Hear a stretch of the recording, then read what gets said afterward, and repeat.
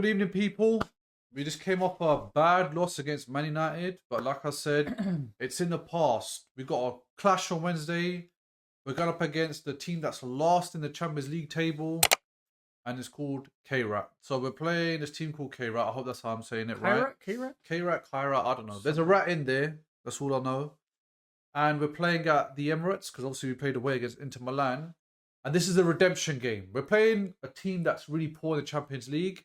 If we lose or draw, I'm just telling you now, write the season off. They're lost, aren't they? Yes, they're lost. So remember what I said. If we lose, just write the season off. Just say, you know what? It's done. Bottle Jobs FC is done. Obviously not statistically, but I'm saying mentally, just check out. Because there's no reason for us to lose this game. Now, Arsenal, we're still first in the Premier League with obviously 4 points clear of Manchester City right now. We're also top of the table in Champions League with just 3 points, of course, because Bayern Munich have the second best record as they lost to us. And I don't feel like that score tally will change in terms of the table. And note to mention, Kairat, they are last in the Champions League. Yeah. Meaning they've got 1 point from 7 games with a goal difference of minus 14. Yeah, so that means they leak goals, mate. Yeah. They leak goals like your tap. So what we need to do is we need to make sure that we go out there and get a win. And it's not only just about getting 3 points. It's about mentally preparing for the game on the weekend. Because obviously that's Premier League as well. And we are playing Leeds away. That's a tricky game. Tricky. Obviously, I'll talk about Leeds in my pre-match prediction and the build-up in the week. So make sure you stay tuned for that.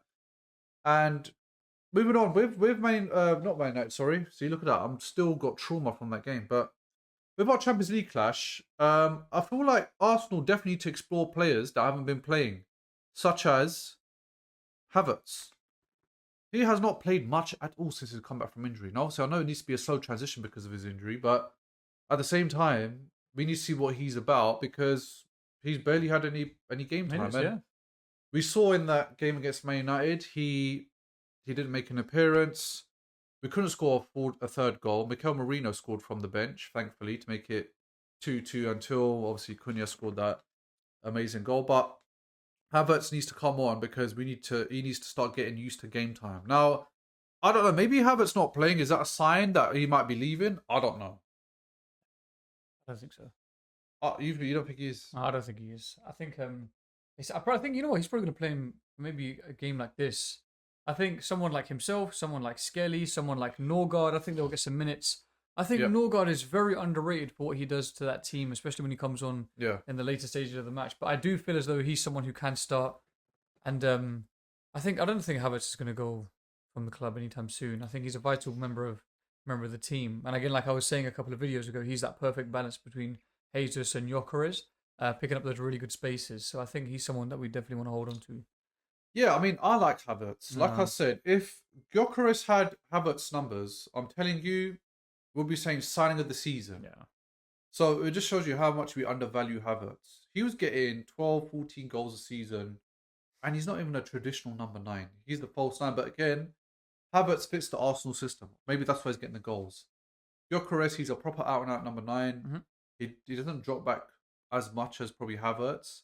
And doesn't transition with the team. But obviously, Gyökeres offers different stuff in certain areas in terms of creating space for wingers. Madueke, I want to see him start, I'll be honest. Because I feel like Madueke impressed me a lot in that Man United game.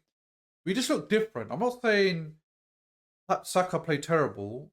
I think the whole team as a whole, they were really, was a big letdown. But I think Madueke, when he comes on, it's just different energy. You know, he's running at defenders like a proper winger. A problem. Yeah. He's a problem. And it's something that we don't see often on our wingers. And I think Trossard and Saka, they're very alike. Where they cut in with the ball, pass out field. Whereas Martinelli, he'll take on a player. We scrutinise Martinelli, but he actually runs at defenders. He's not afraid to take a player on one-on-one. He's not afraid to cross the ball into the box.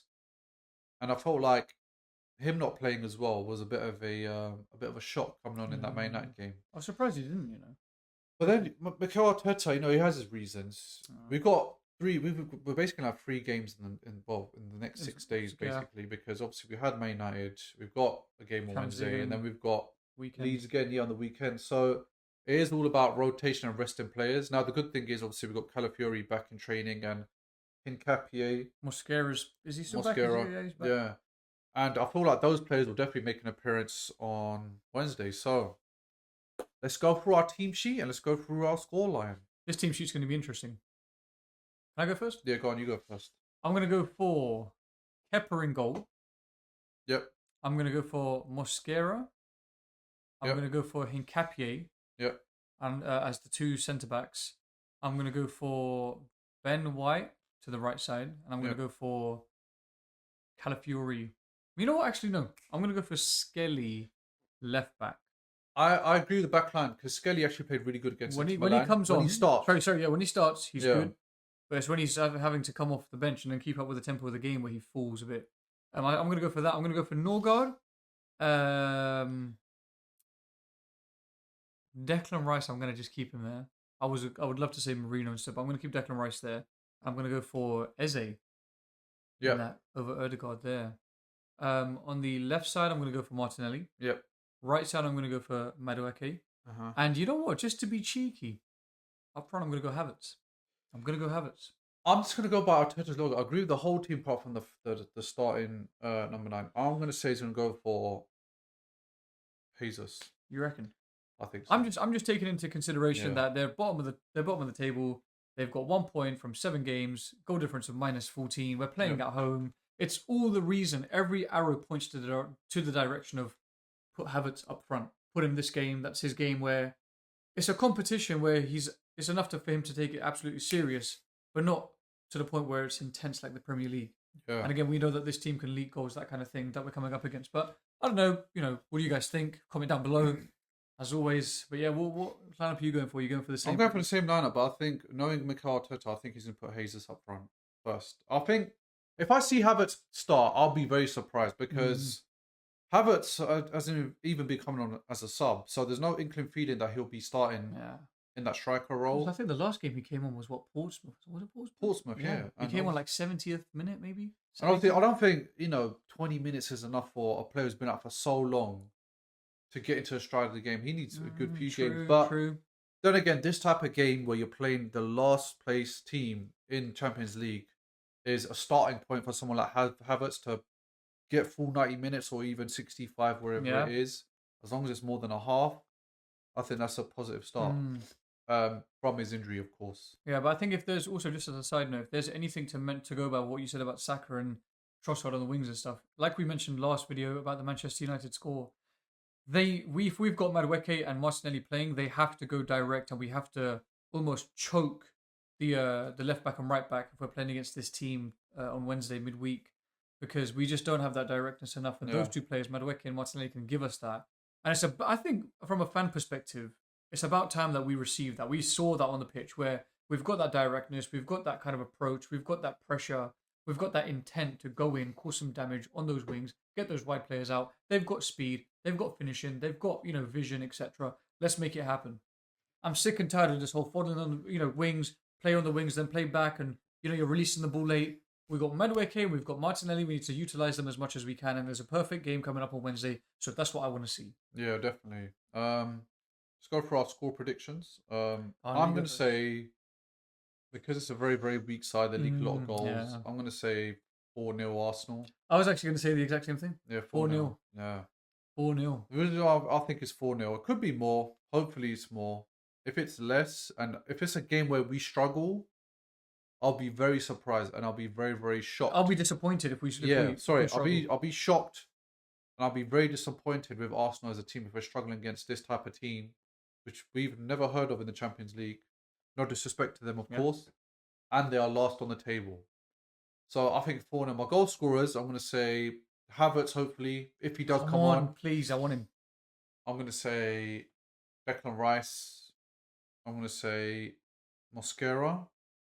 Okay. And then I'm going to say, I'm going to go for a little Martinelli. Because you know what? He's been scoring every Champions League game. So, apart from the Inter Milan one, but he gave a wicked Travella pass to Gyökeres. Yeah. So I won't count that as a goal, but he made some impact. It's as good as a goal, I guess. I think in terms of Martinelli, I'm with you on that one. I was going to say his name. Yeah.